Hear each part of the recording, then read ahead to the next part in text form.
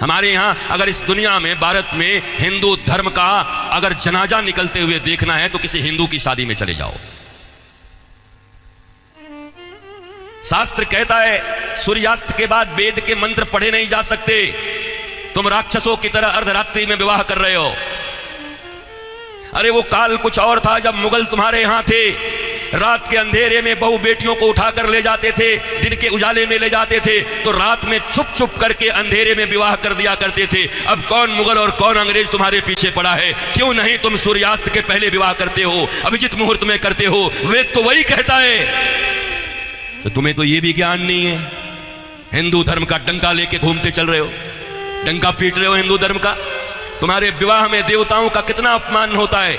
अरे विवाह में 2 प्रकार के कार्ड बनाओ। विवाह एक संस्कार है, विवाह एक यज्ञ है। अरे भैया खाने पीने खिलाने वाले के लिए एक दिन रिसेप्शन जो करते हो कर दिया करना, पर विवाह में बड़े लिमिटेड लोगों को बुलाया करो। अपने परिवार, वो भी जो सनातन संस्कृति को मानते हैं, पवित्र रहते हैं। विवाह संस्कार में देवता आते हैं तुम्हारे द्वारा किए गए यज्ञ के भाग को लेने के लिए। अरे नाक पोंछते हुए, कान खुजाते हुए, पता नहीं क्या क्या करते हुए अगर तुम किसी को भोजन दो तो तुम्हारा बच्चा भोजन नहीं करता। ऐसे ऐसे आंख करके बच्चे को दो, छी मम्मी कितनी गंदी हो तुम। और देवता आते हैं तुम्हारे बेटे और बेटियों के विवाह में, वो एक यज्ञ होता है। कोई शराब पी के खड़ा होता है, कोई गांजा पी के खड़ा होता है, कोई गुटके खाए रहता है, चमड़े के बेल्ट पहने रहते हैं, जूते पहने रहते हैं। 3 घंटे तक दूल्हा उपवास नहीं रह सकता। कोई फूफा बन के पेप्सी ढकेल देता है, कोई जीजा बन के कोक ढकेल देता है। अरे आज 3 घंटे जो अपने सिया को, अपनी जानकी को पाने के लिए उपवास तक नहीं कर सकता, वो क्या पालेगा अपनी पत्नी को, धर्म पत्नी को? ये कोई विवाह है? ये कोई सनातन संस्कृति है? और इसी को तुम विवाह कहते हो। विवाह यज्ञ है, यज्ञ है।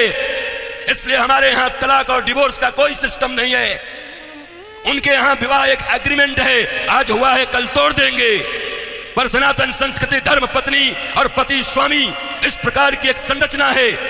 विष्णु और लक्ष्मी बताया जाता उनको। तुम कौन सा विवाह कर रहे हो? अंग्रेजों के पिट्ठुओं, अंग्रेजों के गुलाम बड़े बन गए हो। भारत के पैसे खा करके उन पैसों से भारत को यह दिखा रहे हो अंग्रेजों और पाश्चात्य संस्कृति की तरह विवाह करके साधारण भारतीयों के मन में लोभ उत्पन्न कर रहे हो। और ये समाज के अग्रणी लोग बने हुए हैं, ये समाज के श्रेष्ठ लोग बने हुए हैं, ये समाज को दिशा दिखा रहे हैं, ये समाज को भोंडा प्रदर्शन कर रहे हैं, अपने धन का लोगों को दिखा रहे हैं। एक गरीब बेचारा विवाह करने में भी लज्जा करता है, इतना आडंबर बना दिया। विवाह एक यज्ञ है, बड़ा पवित्र यज्ञ है, सुंदर यज्ञ है, वेदियां बनती हैं। हमारे यहां दूल्हे दुल्हन, उनके वस्त्र कैसे होते थे देखो। आज के 50 साल पहले ही देखो ना, 50 साल पहले के फिल्म देख लो बॉलीवुड में, तो समझ जाओगे कैसे वस्त्र पहन करके विवाह करता हमारे यहां पर। क्योंकि बॉलीवुड भी या सिनेमा भी समाज का दर्पण होता है। और अब बदले हुए बॉलीवुड को देख लो कि अब कैसे विवाह करते हो। हमारे विवाह में हमारे वस्त्र, हमारे परिधान, फिर लेन देन इतना तो बनता है। 5 साड़ी तो बनती है, 21 साड़ी लगेगी ननद की। अरे कौन से ग्रंथ में लिखा है? कोई माई का लाल भारतवर्ष में किसी शास्त्र में मुझे दिखाए, कहां लिखा है ये लेन देन? तुम्हारी बुढ़िया पुराण में होगा। लोभियों के बनाए गए कानून, लोभियों के बनाए गए नियम। अरे जरा सोचो, एक बच्ची, एक बेटी अपना नाम, अपना गोत्र छोड़कर आती, अपना टाइटल छोड़ करके आती, अपने घर परिवार, माता पिता भाई बहन सखी सहेली छोड़कर आती, और तुम्हारे वंश को बढ़ाने के लिए तुम्हारे घर में आती है। उसको भी टीवी, फ्रिज और कार के लिए मिट्टी, तेल और पेट्रोल से जला देते हो। तुम्हें शर्म नहीं आती? भारतवर्ष में जन्म लेकर बैठे हो।